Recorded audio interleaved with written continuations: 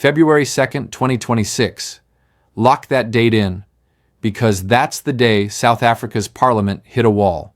Not over a bill, not over a vote, over one question that decides whether this probe has teeth or not. Can Parliament force key witnesses to show up in person? And you need to hear what happened next, word for word. Because this isn't just politics. It's a clash between parliamentary authority and legal caution. And it could decide what the public never gets to hear. Hit like, subscribe, because we're not going to stop digging. This video covers allegations and public statements. It does not imply guilt. Here's the setup. Parliament's ad hoc committee is investigating allegations of criminal infiltration in parts of the justice system based on claims brought forward by KwaZulu-Natal Police Commissioner Lieutenant General Nalanla Mkhwanazi. Two names keep surfacing in testimony: Paul O'Sullivan and Brown Mogotsi. O'Sullivan is a private forensic investigator. Witnesses have alleged he had outsized influence over IPID. Those claims are disputed, and he denies wrongdoing. Mogotsi is a Northwest businessman. He's been described in reports as a middleman in this saga. He denies wrongdoing. Allegations presented to the committee say he linked suspended police minister Senzo Mchunu to Vusimuzi Kat Matlala, an accused figure in an ongoing case. Now the pressure point. The committee wants both men in Cape Town, in person. Both want to testify virtually instead, citing security concerns and travel constraints. And that single disagreement is what splits Parliament down the middle. Certain people were recommended, amongst them was Patlani, and then Paul O'Sullivan said the president gave him the list, and then he had to choose a suitable candidate. If the president did not give him that list to choose a suitable candidate, who gave him that list? That answer can only be given by President and Paul O'Sullivan. As the EFF, why is it imperative that Paul O'Sullivan appears before the ad hoc committee in person? Why is it not sufficient for him to give his evidence virtually? It's you. What you did to him there on the virtual interview, the next thing when he didn't agree with your questions, he switched off. If he can do that to you, he's going to do that to us. He actually is doing that to us already. He says EFF, MK, and Action SA are not going to ask me questions because already they've made their mind, they're criminals, they're all and all of that. So once it's on virtual, you don't have control over him. But when it's in Parliament, we're going to tell him and we'll demonstrate to him that he's nobody except being a citizen of this country like all of us. When he tries to throw tantrums and stand up, we're going to tell him, sit down. You're not going anywhere, sit down. You have taken an oath and you're going to sit through until we're done. Only the chairperson can give you a leave of absence. Otherwise, you're going to sit there. And he knows that we're not going to beg him because we're not scared of him. We are not the people he captured in the criminal justice system. That's what we want to get to the bottom of. A man who controls the police, a man who controls prosecutors, a man who controls the magistrate, a man who tells you on a national TV, I will deal with you, and nothing happens. He threatens members of parliament, he threatens witnesses of parliament who are on the stand. He sends them messages on the stand that I'm going to deal with you for the things you said about me in that committee. So it's high time that we put him at his place so he knows that there is nothing that gives him superiority. He's nothing in the government of South Africa, and he must behave like a normal citizen. Otherwise, we'll get him locked up, and locked up for a very long time. Time running out for the ad hoc committee. Do you think that there is a reasonable prospect that Paul O'Sullivan, that Brown Mogotsi would appear before this committee before it has to conclude its work? We're going to argue for extension of this committee. We're dealing with facts that are looking at the time. This was done deliberately. Paul O'Sullivan and Brown Mogotsi were raised, their names were raised right at the beginning. Only now we're being told we're trying to get them. They are refusing. People want to be seen to be busy over nothing, pretending that they are on top of this matter, whereas they are not. So they are buying time, and when they buy time, we must play the same game. Those are Malema's political allegations and rhetoric, not a factual finding. So the committee makes a decision: subpoena, a compulsory summons under parliamentary process, with potential legal consequences for non-compliance. But there's a problem. In South Africa, the committee can't issue a subpoena alone. It needs the signature of the Speaker of the National Assembly, Thoko Didiza. And this is where everything explodes. February 2nd, 2026. Didiza declines for now. She signals she is disinclined to approve subpoenas at this stage. Listen to her reasoning carefully. She says she's disinclined to approve. She presents 3 arguments. 1. The witnesses didn't refuse to appear. They requested to testify virtually. 2. The committee didn't demonstrate it conducted formal threat and risk assessments. 3. Forcing physical appearance could be challenged in court under the principle of legality. Translate that. If Parliament issues this subpoena and it reaches the courts, they could lose, and that would weaken Parliament's authority permanently. And as you would know, the subpoena would act as the last resort when the witnesses have refused.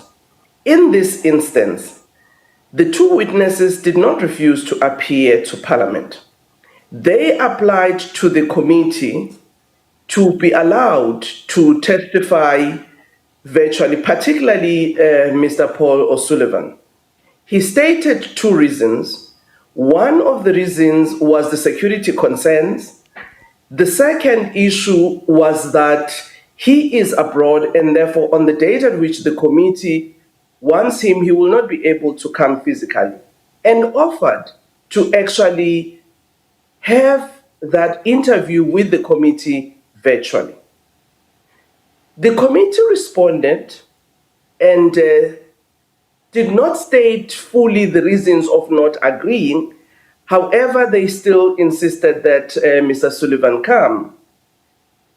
He responded to the committee as well to say while he appreciates the committee's response, but the committee has not responded specifically on the issues that he has raised. He even offered that he is still available to do that interview virtually. So I advised the committee that in response to what the witness has indicated, they need to actually apply their minds and respond to the reasons he has stated. It's only then when it is clear that there is a categoric refusal on the part of the witness that they can move to the next step. Now watch the reactions, because this is where you see who's defending what. The ANC backs Didiza. Chief Whip Madumiseni Ntuli comes out saying the Speaker is just asking them to follow proper procedure. According to Ntuli's statement, the committee failed to adequately respond to the security concerns raised by both witnesses. But the opposition erupts. The EFF, led by Julius Malema, accuses Didiza of political protection. According to Malema's public statements, this represents a dangerous surrender to intimidation. He argues that Parliament is being held hostage by witnesses making extraordinary demands. The MK party agrees. MP Sibonelo Nomvalo calls Mogotsi and O'Sullivan spoiled brats. According to reports, he questions what Mogotsi will demand next and says he should have produced a police report confirming the threat to his life. Let's talk about those security demands, because the details matter.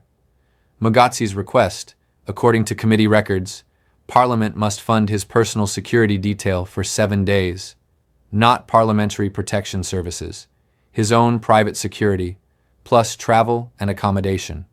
Committee chairperson Soviet Letganyan's response, as reported, ridiculous and unacceptable. He said Parliament cannot provide the kind of protection Mogotsi is requesting. But here's what makes Didiza pause. According to her letter to the committee, in November 2025, there were reports of an alleged attempt on Mogotsi's life. And in his testimony before the Madlanga Commission, Mogotsi testified he's a crime intelligence agent. Think about that. He says his life is in danger, but it's not publicly clear who the alleged threat would be coming from. According to Didiza's letter, In Mogotsi's statement to the committee's evidence leaders, he implicates General Fanny Masemola, Lieutenant General Nalanla Mkwanazi, and Lieutenant General Dumasani Kumalo. That's the National Police Commissioner, the KwaZulu-Natal Police Commissioner, and the Crime Intelligence Head. Didiza writes, I express no view on the veracity of these claims, but these are issues which the committee needs to take cognizance of. And that's the pressure cooker. The Speaker says the committee hasn't shown formal risk work, while the opposition says virtual testimony gives witnesses too much control. That split is the story. Now O'Sullivan's case. According to committee records, O'Sullivan is currently in the United Kingdom. He requested to testify virtually, citing what he describes as credible death threats. According to his communication with the committee, he says his 7 children have been moved out of the country for safety. His offer, testify from a South African embassy abroad, location undisclosed for security. The committee rejected that. They wanted him physically in Parliament. But Didiza warns that denying virtual testimony without sound reason could carry legal risks. According to her legal advice, withholding his application to appear virtually unreasonably constitutes a reviewable ground under the principle of legality. Translation: if this goes to court, Parliament would need to prove it acted reasonably in addressing O'Sullivan's safety fears, and according to Didiza's assessment, the committee hasn't done that work. Do you have any training on security areas? Are you trained as a security officer of one form or another? Yes, I'm trained. Does it not supposed to come naturally that by virtue of your training, it's inevitable that if you are beginning to be comfortable towards somebody, your level of consciousness must therefore impose a duty on you to do a bit of a checkup on who is this person am I gradually become close to. And I'm asking that question because I would assume that we all care about our own reputations. I often argue that the only thing that we bring on the table as human beings is our own reputation and integrity. So when we are about to associate with anyone, to the extent that there may be money exchanges, I think we're bound to make some. But if you are trained as a security officer, should it not come natural? It must, Chair. It must, Chair. Because when one of my juniors was checking, said, no, it's only the issue of, I think he stole something in the shop, something like shoplifting, it was only that. And long time ago, and it was clear it's no longer in the system. It was that only. You see. I think it was, one must say, it was an oversight. Mm-hmm. After looking everything, think, this is a normal man, clinic. It was an oversight on my side. Okay. I must take that responsibility. Okay, no, I'm glad. I'm glad you are conceding to that, because I was going to be very worried that as somebody that has got some form of a security training, even with the benefit of an hindsight, you would not see that it was a responsibility you had to do that kind of a checkout. The second question, if not the third question I had, if you remember on the page 56, the letter that the advocate was taking you through, which was written by, or is co-signed by Advocate Zulu, as well as the other person, I think, Kwatini, if I'm not mistaken. Yes. That letter, you were saying when you were talking to the advocate that, fortunately, the letter exonerates you in a sense. I'm just paraphrasing what you're saying, but it sets you free from allegations that were leveled against you. And I think I almost heard you saying, luckily, I had nothing to do to influence the writing of that letter. I only got to know about it later, if I heard you very well. But in the letter, the authors are saying, when they've done an internal verification with some of the internal staff members, internal staff, that's what they're saying in paragraph 2. It says, I've since I've since considered this matter.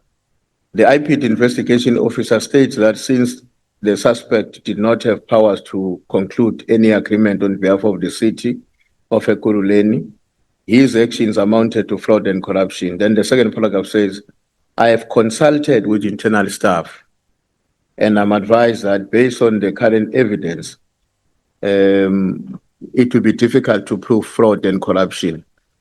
But who are the internal staff that may have been consulted with, by the two authors of the letter or those who signed the letter? And why, when they were doing a consultation internally on a matter in which you are implicated and you are one of their juniors, you were excluded in the internal consultation? I mean, how should we understand that to have been the situation, given the fact that your own evidence before us is that you were not aware of this letter, you just saw it 2 years later or whatever, when it was already out? But Malema sees something else entirely. According to his public statements, Malema alleges O'Sullivan has a special relationship with President Cyril Ramaphosa. He claims Mogotsi has stated he has a close relationship with suspended police minister Senzo Machunu. Malema's words, as reported, hence the protection we are seeing today, because they will expose politicians involved in wrongdoing. He goes further.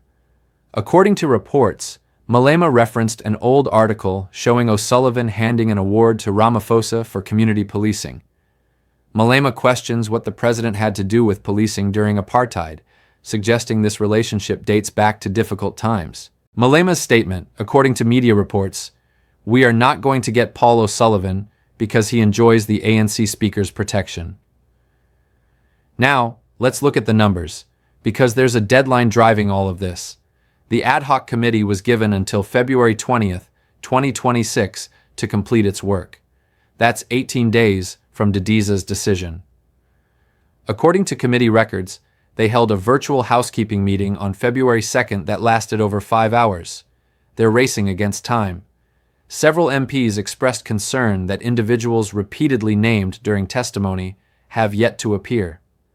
According to reports, the EFF's Malema said, suspended Deputy National Commissioner Francina Vuma should be summoned. The MK Party's David Skosana said crime intelligence senior official Faraz Khan should be called. But the clock is ticking, and without those subpoenas, the committee can't compel anyone.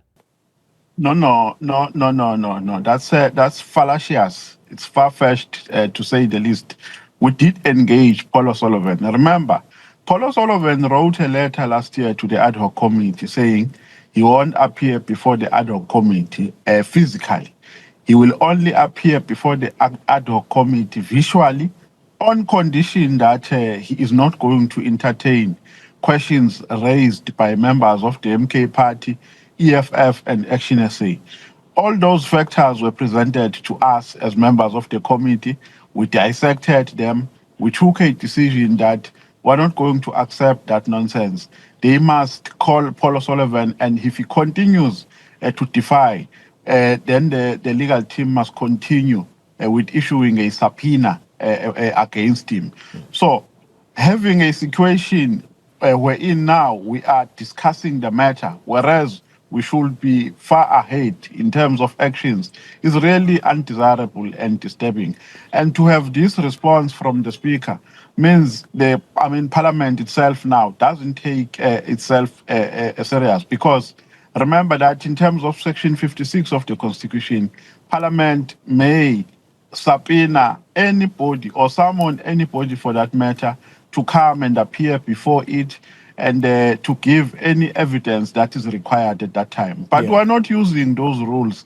The Speaker wants us to nurse individual feelings here, wants us to nurse Brown Mogotsi, who thinks he's coming for a standing ovation here, wants people to clap hands for him because he's used to a sketch that he has been playing with his friends in the ANC. This is not the ANC.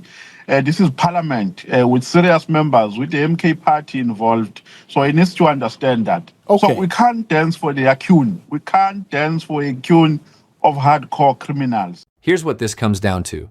Didiza is playing defense. According to her reasoning, if Parliament forces this and loses in court, it sets a precedent that weakens parliamentary authority forever. She's prioritizing legal soundness over speed. The committee is playing offense. It argues these security concerns haven't been formally tested through the process it wanted before the deadline, and both sides might be right. According to reports, Mogotsi previously appeared before the Madlanga Commission late last year, but his anticipated statement to Parliament is expected to be far more explosive. Why? Because according to witness testimony and allegations presented, Mogotsi can speak to the alleged connection between a suspended cabinet minister and Vusimuzi Kat Matlala. That's the kind of testimony that could implicate top officials. O'Sullivan's testimony could reportedly detail alleged influence over IPID. That's the body that's supposed to independently investigate police. If that allegation were true, it would raise serious questions about institutional capture. But here's the legal trap Didiza is trying to avoid. According to her letter, should something happen to either witness, Parliament will have to bear the brunt. If Mogotsi testifies and is harmed, Parliament could face legal liability for not addressing his security concerns. If O'Sullivan is forced to travel and faces threats, Parliament could be sued for unreasonably denying virtual testimony. It's a lose-lose calculation. So where does this leave the investigation? According to reports, Parliament spokesperson Moloto Mothapo dismissed claims that Didiza is shielding witnesses.